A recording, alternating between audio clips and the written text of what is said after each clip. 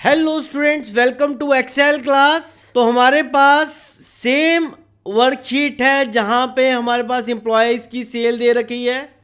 तो हम यूज़ करेंगे इंडेक्स और मैच फंक्शन का, बट यहाँ पे हम नेम मैनेजर का भी यूज़ करेंगे ताकि हमें सेल रेफरेंसेस लगाने में मुश्किल ना आए।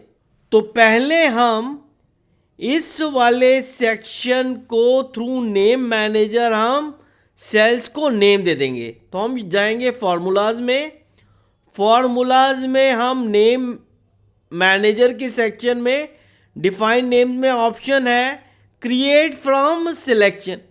तो हम क्रिएट फ्रॉम सिलेक्शन का यूज करेंगे। टॉप रो को रखेंगे चेक्ड और राइट कॉलम को हम कर देंगे अनचेक। तो अब इससे होगा क्या, टॉप रो में जो नाम है सेल्स और सेल्स कैटेगरी वो इन सेल्स को नेम मिल जाएंगे। तो ओके करेंगे हम। फॉर्मूलाज में अगेन हम अगर जाएंगे नेम मैनेजर में हम देखेंगे यहाँ पे हमारे पास सेल्स और सेल्स कैटेगरी के दो सेल रेफरेंसेस के नाम बन गए हैं। तो हम इसको क्लोज कर देंगे। सेल्स कैटेगरी में अब हम फॉर्मूला लगाएंगे equal to index bracket start. अब एरे हमें चाहिए सेल्स कैटेगरी वाला, तो सेल्स कैटेगरी वाले सेक्शन से हमें पुल अप करना है सेल्स कैटेगरी। तो हमने नाम भी दे रखा है सेल्स कैटेगरी। तो जैसे ही सेल्स, तो आप देखिए fx इज फंक्शन एंड जो ये ग्रिड टाइप दिख रहा है दिस इज सेल रेफरेंसेस। तो हम यहाँ पे सिलेक्ट कर लेंगे सेल्स कैटेगरी वाले सेक्शन को। तो हमारे पुअर गुड ग्रेट एक्सीलेंट वाले सेल्स सिलेक्ट हो गए। कॉमा रो नंबर के लिए हम यूज करेंगे मैच फंक्शन का bracket start lookup value is this cells on Monday, तो this will be relative cell reference comma lookup array. अब हमें लुकअप करना है इस 9181 को सेल्स वाले सेक्शन से। तो हमने नाम दे रखा है, तो सेल्स देखिए जैसे ही हम सिलेक्ट करेंगे सेल्स को तो हमारे पास सेल्स वाले सेक्शन से सेल्स सिलेक्ट हो जाएंगे। Comma this will be less than bracket close. यहां पे मैच का सिंटेक्स खत्म हुआ। कॉलम नंबर हमें यहां पे नहीं चाहिए, सिर्फ रो नंबर ही चाहिए। Bracket close control enter autofill handle का यूज। तो हम देखेंगे हमारे पास हमारे एम्प्लॉयज की सेल्स के हिसाब से सेल्स कैटेगरी लग गई।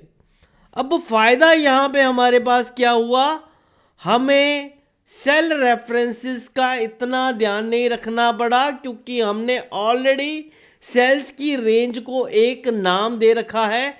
और वो अगर एंड वाले सेल में भी हम देखेंगे फॉर्मूला को तो हम देखेंगे यहाँ पे इंडेक्स में सेल्स कैटेगरी सिलेक्ट हुई है और सेल्स कैटेगरी वाला सेक्शन पूरा सिलेक्ट हुआ है। तो यहाँ पे हमें सेल रेफरेंसेस का ध्यान रखने की ज़रूरत नहीं पड़ी। मैच फंक्शन में हमारे पास एक सेल है जो B19 है, इसके लिए हमें इसको बनाना पड़ा रिलेटिव सेल रेफरेंस। एक ही सेल था और बाकी हमने यूज़ किया है नेम मैनेजर का। तो इंडेक्स में सेल्स कैटेगरी से हमारे पास यहाँ से फैच हो रहा है पुट गुअर ग्रेट एक्सीलेंट, और हमने मैच से फैच किया रो नंबर। तो जैसे यहाँ पे 9181 सेल है तो ये सेकंड सेक्शन में फिट हो रही है।